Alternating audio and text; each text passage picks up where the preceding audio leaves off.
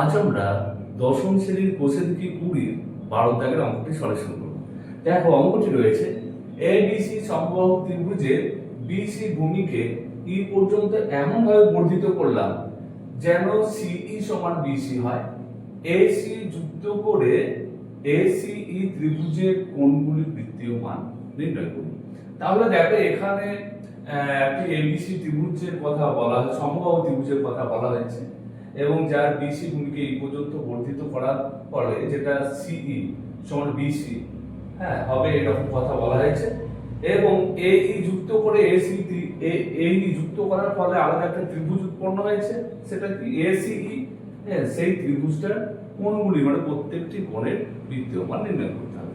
তো দেখো আমরা প্রথমত একটা ছবির মাধ্যমে বিষয়টিকে বুঝে নেব এবং তারপর অঙ্কটি সলিউশন করব।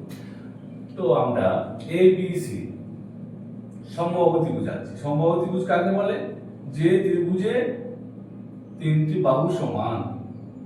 এই যে তিনটি বাহু সমান, দেখো সমবাহু ত্রিভুজ তিনটি বাহু আর তিনটি কোণও কিন্তু সমান এখানে। তাহলে এবিসি একটা সমবাহু ত্রিভুজ আনলাম, এ বি আর সি। এইবার দেখো কি বলেছে, বিসি ভূমিকে, এখানে ভূমি হচ্ছে বিসি এই ত্রিভুজটা, তাহলে বিসি ভূমিকে ই বিন্দু পর্যন্ত এমন ভাবে বর্ধিত করলাম যেন সিই সমান বিসি হয়। তাহলে এখানে যতটা ততটাই আমাকে কিন্তু বর্ধিত করতে হবে। এতটা সহজ হলো। তাহলে কি হলো, আমাদের এতটা বর্ধিত করলাম যাতে কি হচ্ছে বিসি সমান সিই, এখানে নাম দেবো ই। তাহলে সিই হলো। এইবার বলেছে এই যুক্ত করে মানে এ আর ই যুক্ত করে এসিই ত্রিভুজের কোণগুলির বৃত্তীয় মান নির্ণয় করি। তাহলে আমরা আগে যুক্ত করি এসি এই, দেখো এই আমি যুক্ত করলাম। এই যুক্ত করার ফলে দেখো একটা ত্রিভুজ উৎপন্ন হয়েছে, কি এসিই, যে ত্রিভুজের কথা এখানে বলেছে। দেখো ত্রিভুজের এসিই ত্রিভুজের কোণগুলি বৃত্তীয় মান। তাহলে আমাদের যে এসিই এই যে ত্রিভুজটা উৎপন্ন হলো, এই ত্রিভুজটা কোণগুলি বৃত্তীয় মান আমাদের নির্ণয় করতে হবে।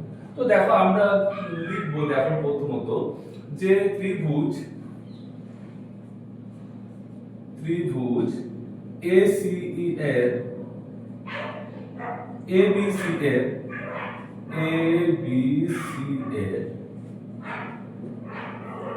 কোণ, এই কোণটা কত সেটা আমরা জানবো আগে। যার পরিপ্রেক্ষিতে আমরা এই কোণটা বের করতে পারবো। তাহলে দেখো এই কোণটা হচ্ছে ACB সমান কত ডিগ্রি? না সমকোণী ত্রিভুজ, এখানে দেখো সমবাহু ত্রিভুজ মানে এখানে দেখো এই কোণগুলো কত করে হবে, তিনটে কোণই কিন্তু সমান হবে।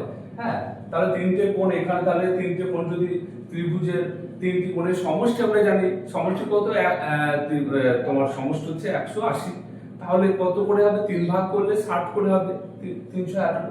তাহলে দেখো এখানে তাহলে এই কোণটা আমরা জেনে গেলাম কত, 60 ডিগ্রি। তাহলে এখানে দেখো এই কোণটা হচ্ছে 60 ডিগ্রি, এইটা আমরা জেনে গেলাম। তাহলে এইটা যদি আমরা জানি তাহলে কিন্তু এই কোণটা কিন্তু আমরা ত্রিভুজের বের করতে পারবো, যেটা আমাদের চেয়েছে। এ সি ই ত্রিভুজের এই কোণটা আমাদের প্রাথমিকভাবে বের করতে হবে। তাহলে আমরা লিখছি যে অতএব আবার, আচ্ছা দেখো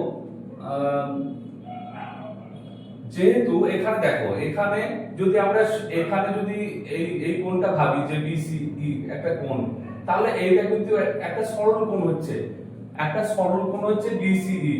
তাহলে এই যে টোটালটা যদি আমরা ভাবি তাহলে হচ্ছে সরল কোণ মানে 180 ডিগ্রি। তাহলে 180 ডিগ্রি যদি হয় তাহলে এইটা যদি 60 ডিগ্রি হয় তাহলে 180 থেকে সেটা বাদ দিলে যেটা পড়ে থাকবে সেটা হবে এই কোণ। আবার অতএব এই কোণটা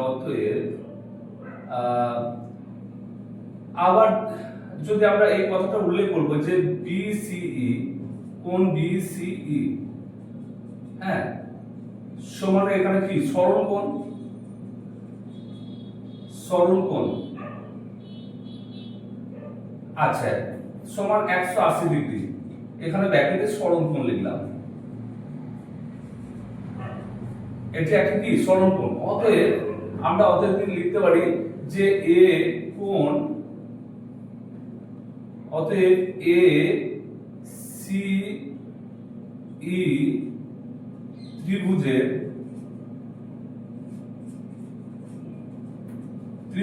কোণ ACE সমান কত?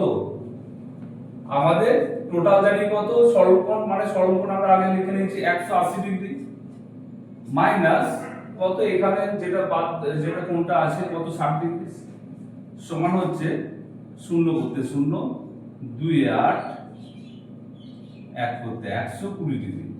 তাহলে দেখো আমরা এই কোণটা পেয়ে গেলাম, এই কোণটা কত পেলাম 120 ডিগ্রি। এবার 120 ডিগ্রি আমরা বৃত্তীয় মান নির্ণয় করব। এটা ষষ্ঠিক মান হচ্ছে 120, তাহলে বৃত্তীয় মান কত হবে? দেখো 100 আমরা যেটা করি 180 ডিগ্রি সমান হচ্ছে পাই রেডিয়ান, 1 ডিগ্রি সমান হচ্ছে পাই রেডিয়ান বাই 180, আর 120 ডিগ্রি আমরা এই পাশে লিখতে পারি। দেখো এখানে করে দিই সুবিধা। দেখো 180 ডিগ্রি সমান পাই রেডিয়ান, 1 ডিগ্রি সমান পাই রেডিয়ান বাই 180, আর কত 120 ডিগ্রি, 120 ডিগ্রি সমান হচ্ছে পাই রেডিয়ান বাই 180 ইন্টু 120, 0 0 6 2 12 আর 9 2 18।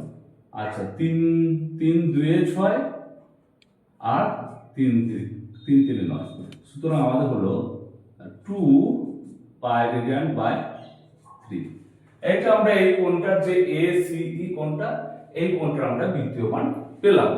এইবার দেখো আর আমাদের কয়টি কোণ বাকি রইল? দেখো এই কোণটা, তার কারণ ত্রিভুজের কোণগুলি বৃত্তীয় মান বলেছে, অর্থাৎ ত্রিভুজের 3টি কোণের বৃত্তীয় মান নির্ণয় করতে হবে।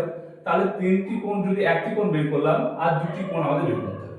দেখো এই 2টি কোণ আমাদের একই সঙ্গে বের হবে, কারণ হচ্ছে এইখানে যেহেতু AC সমান CE, এই দুটো বাহু সমান, সুতরাং আমাদের এই দুটি কোণও সমান হবে। এই কোণটার মান কিন্তু সমান হবে।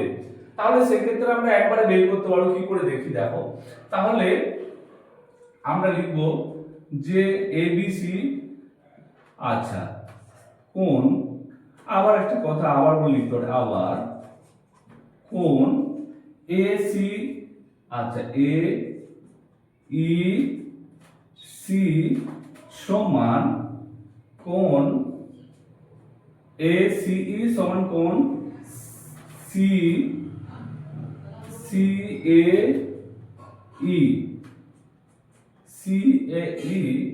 সমান, দেখো তাহলে আমাদের কিন্তু এখানে যে 3টি কোণ, সেই 3টি কোণের আমাদের এখানে বৃত্তীয় মান একটি কোণের বের করেছি। 3টি কোণের যে সমষ্টি সেটা আমরা জানি সবসময় হয় 180 ডিগ্রি, আর সেই 180 ডিগ্রি বৃত্তীয় মান কত সেটাকে আমাদের জানতে হবে। সেটা তো আমরা জানি যে 180 ডিগ্রি সমান হচ্ছে পাই রেডিয়ান বা পাই।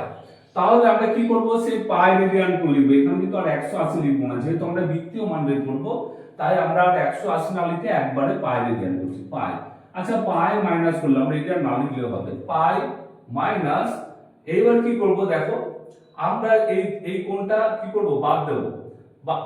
আচ্ছা তাহলে আমরা পাই মাইনাস, একটু দাগ দিয়ে পাই মাইনাস যে কোণটা জানি সেই কোণটা বাদ দেব। কত আছে 2 পাই রেডিয়ান বাই 3। এখানে যদি আমরা রেডিয়ান না লিখি তো কি হবে 2 পাই বাই 3, মানে যেটা এখানে পরে করে নেওয়া দরকার সেটা করে নিলাম। এবার দেখো আমরা পাই মাইনাস কি করব, যে কোণটা জানি ত্রিভুজটার এই কোণটা কত বের হচ্ছে বৃত্তীয় মান, সেটা বিয়োগ করব। 2 পাই বাই হচ্ছে 2 পাই বাই 3, তাহলে এখানে 3, আর নিচে কত দেব, নিচে দেখো এই যেটা বের হবে, এটা থেকে এটা বিয়োগ করে বের হবে, সেটাকে 2 দিয়ে ভাগ করে দেব।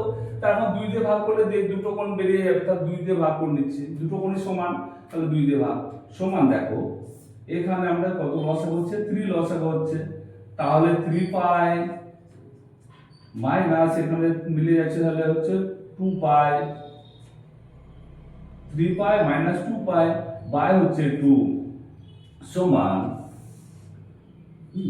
সমান দেখো এখানে 3 পাই থেকে 2 পাই বাদ দিচ্ছি, তাহলে পাই বাই 3, উপরে হবে পাই বাই 3 সমানে উপরে পাই বাই 3, আর নিচে হচ্ছে 2 এইবার দেখো এখানে নিচে যেমন উপরে ভগ্নাংশ রয়েছে π/3, এখানে নিচে 2 নিচে কিছু না আমরা 1 আছে ধরে নিতে পারি, তাহলে 2/1 ফার্স্ট ইনটু লাস্ট, তাহলে ফার্স্ট ইনটু লাস্ট করলে পাই এর সঙ্গে 1 গুণ করে পাই হয়, আর 3 2 6, তাহলে π/6।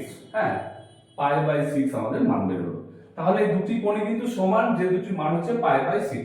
এইবার আমরা অতএব দিয়ে অ্যানসার লিখব। অতএব এখানে লিখছি অতএব AC ত্রিভুজের ACE ত্রিভুজের কোণগুলির বৃত্তীয় মান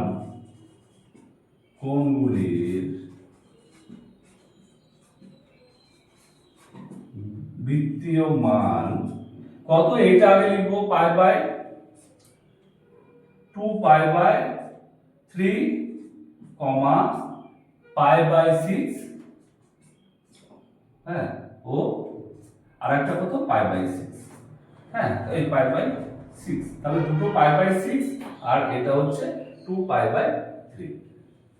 তাহলে আমাদের 12 দাগের অঙ্কটি সঠিক হলো।